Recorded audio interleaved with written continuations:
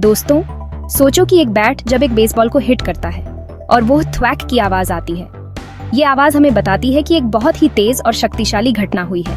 Ball हवा में उड़ता है, बल्लेबाज ने जो जोर लगाया है ये उसका नतीजा है। लेकिन क्या आपने कभी सोचा है कि इस प्रक्रिया के पीछे क्या विज्ञान है? लेकिन क्या होता है उस पल में जब बॉल और बैट मिलते हैं? उस क्षण में बहुत सारी फिजिक्स की अवधारणाएं काम कर रही होती हैं। यहीं पर इम्पल्स और इम्पल्सिव फोर्स का कॉन्सेप्ट आता है। जब बैट बॉल से टकराता है तो एक बहुत ही छोटा समय होता है जिसमें बहुत बड़ा बल लगता है। फिजिक्स के ये बेसिक रूल्स हमें समझाते हैं कि कैसे शॉर्ट टाइम में लगने वाला फोर्स किसी चीज की मोशन को बदल सकता है। इस ऐसे में हम इम्पल्स और इम्पल्सिव फोर्स को एक्सप्लोर करेंगे। हम जानेंगे कि ये कंसेप्ट्स कैसे काम करते हैं और इनका हमारे दैनिक जीवन में क्या महत्व है। हम देखेंगे कि इनकी डेफिनेशन क्या है और ये कैसे किसी वस्तु की गति को प्रभावित करते हैं। ये रियल लाइफ में कहाँ यूज होते हैं, जैसे कि खेलों में, गाड़ियों के दुर्घटनाओं में और यहाँ तक कि हमारे रोजमर्रा के कामों में भी। और मोमेंटम के साथ इनका क्या रिलेशन है। जब हम इम्पल्स और मोमेंटम के बीच के संबंध को समझते हैं तो हम ये जान पाते हैं कि कैसे बल और समय मिलकर किसी वस्तु की गति को बदलते हैं। इन कॉन्सेप्ट्स को समझकर हम फिजिक्स को और बेहतर तरीके से समझ सकते हैं जो हमारी जिंदगी में हर जगह होता है।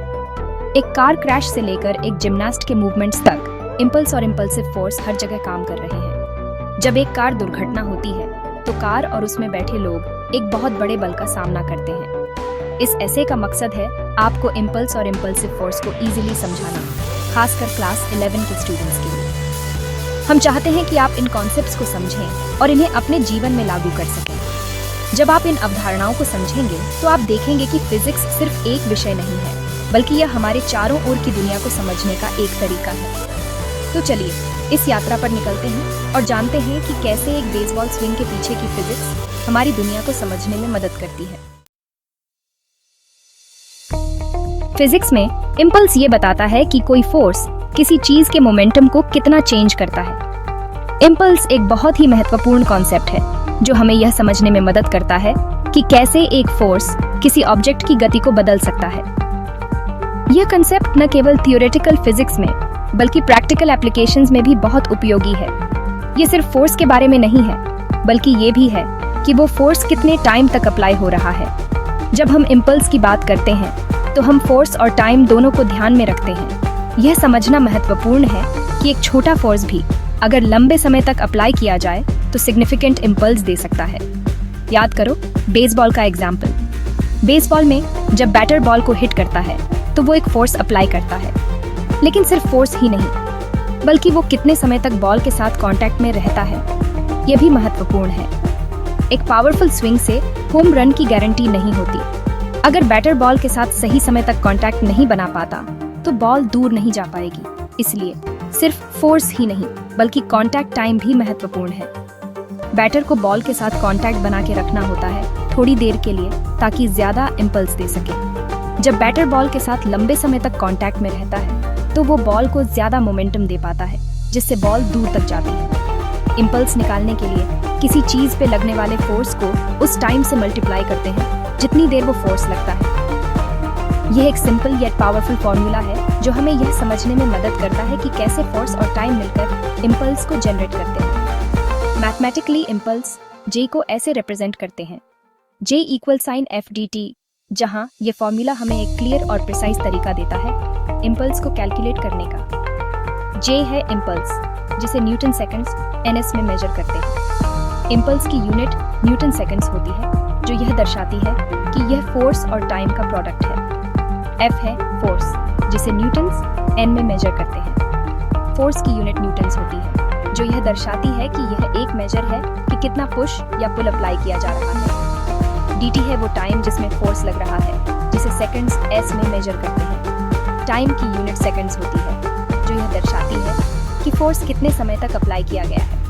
ये फॉर्मूला हमें बताता है कि ज्यादा फोर्स अगर ज्यादा टाइम के लिए लगाया जाए तो ज्यादा इम्पल्स मिलेगा। इसका मतलब है कि अगर आप किसी ऑब्जेक्ट पर ज्यादा फोर्स अप्लाई करते हैं और उसे लंबे समय तक अप्लाई करते हैं तो आप ज्यादा इम्पल्स जनरेट करेंगे, और अगर कम फोर्स थोड़ी देर के लिए लगाया जाए तो कम इम्पल्स मिलेगा। इसका मतलब है कि अगर आप कम फोर्स अप्लाई करते हैं और उसे थोड़े समय के लिए अप्लाई करते हैं तो आप कम इम्पल्स जनरेट करेंगे। इम्पल्स का कॉन्सेप्ट बहुत इंपॉर्टेंट है। ये समझने के लिए कि फोर्सेस किसी चीज की मोशन को कैसे अफेक्ट करते हैं, चाहे वो कोलिजन्स हो या एक्सप्लोजन्स। इम्पल्स हमें यह समझने में मदद करता है कि कैसे डिफरेंट फोर्सेस और टाइम ड्यूरेशंस मिलकर किसी ऑब्जेक्ट की गति को बदल सकते हैं। ये कॉन्सेप्ट रियल वर्ल्ड एप्लीकेशंस में बहुत उपयोगी है, जैसे कि कार क्रैशेस, स्पोर्ट्स और इवन स्पेस ट्रैवल में। इम्पल्सिव फोर्स एक ऐसा फोर्स है जो किसी चीज पे बहुत शॉर्ट टाइम के लिए लगता है और उसकी मोमेंटम में बहुत बड़ा चेंज लाता है। कांस्टेंट फोर्सेस जो लंबे समय तक रहते हैं, उनके उल्टा इम्पल्सिव फोर्सेस बहुत शॉर्ट और इंटेंस होते हैं।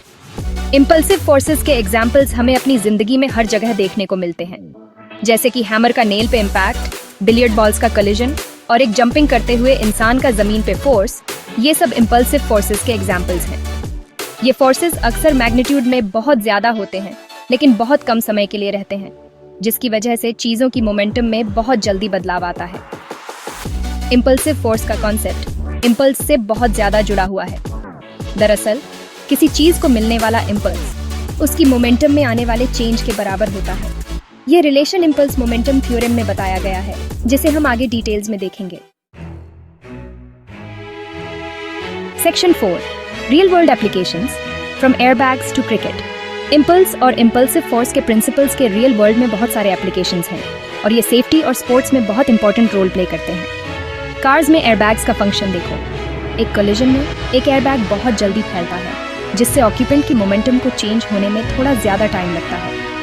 ये ज्यादा टाइम की वजह से पर्सन पे लगने वाला फोर्स कम हो जाता है और चोट कम लगती है। क्रिकेट में बैट्समैन को अपने शॉट्स को फॉलो थ्रू करने की ट्रेनिंग दी जाती है। इस टेक्निक से ये इंश्योर होता है कि बैट का कांटेक्ट बॉल के साथ ज्यादा देर तक रहे, जिससे ज्यादा से ज्यादा इम्पल्स मिले और बॉल ज्यादा दूर तक जाए। ये एग्जाम्पल्स हमें दिखाते हैं कि इम्पल्स और इम्पल्सिव फोर्स को समझकर हम कैसे ज्यादा सेफ सिस्टम्स डिजाइन कर सकते हैं और अलग अलग फील्ड्स में परफॉर्मेंस को इम्प्रूव कर सकते हैं। Section 5, the impulse momentum theorem, linking impulse and motion. Impulse momentum theorem हमें इम्पल्स और मोमेंटम के रिलेशन के बारे में बताता है। ये कहता है कि किसी चीज को मिलने वाला इम्पल्स उसकी मोमेंटम में आए हुए चेंज के बराबर होता है। मैथमेटिकली इसे ऐसे एक्सप्रेस कर सकते हैं, J बराबर होता है डेल्टा P के, जहां J है इम्पल्स और डेल्टा P है मोमेंटम में चेंज। मोमेंटम, जिसे P से डिनोट करते हैं, ये किसी चीज की मोशन को मेजर करता है और इसे निकालने के लिए उसकी मास m को उसकी वेलोसिटी v से मल्टीप्लाई करते हैं। तो P बराबर होता है m गुना v। इम्पल्स मोमेंटम थ्योरम हमें फोर्स और उसके कारण आने वाले मोशन में चेंज के डायरेक्ट रिलेशन को हाईलाइट करता है। ज्यादा इम्पल्स से मोमेंटम में ज्यादा चेंज आता है और vice versa. Section 6, deriving the impulse momentum theorem. A closer look. In this section, we will delve deeper into the fundamental principles that connect force, momentum, and impulse, and understand how they are interrelated through mathematical derivations and physical interpretations. Impulse momentum theorem को Newton's second law of motion से derive किया जा सकता है, जो कहता है कि किसी चीज पे लगने वाला फोर्स उसकी मोमेंटम के चेंज के रेट के बराबर होता है। Newton's second law, which this often stated as F equals sin ma, can also be expressed in terms of momentum. This law forms the cornerstone of classical mechanics and helps us understand how forces affect the motion of objects. Mathematically, F बराबर होता है dp by dt. यहाँ F force है, dp momentum का change है और dt time interval है। This equation tells us that the force applied to an object is equal to the rate of change of its momentum over time. इस equation को rearrange करने पर हमें मिलता है dp बराबर होता है f dt. By rearranging, we isolate the change in momentum on one side of the equation, which allows us to integrate both sides over a specific time interval.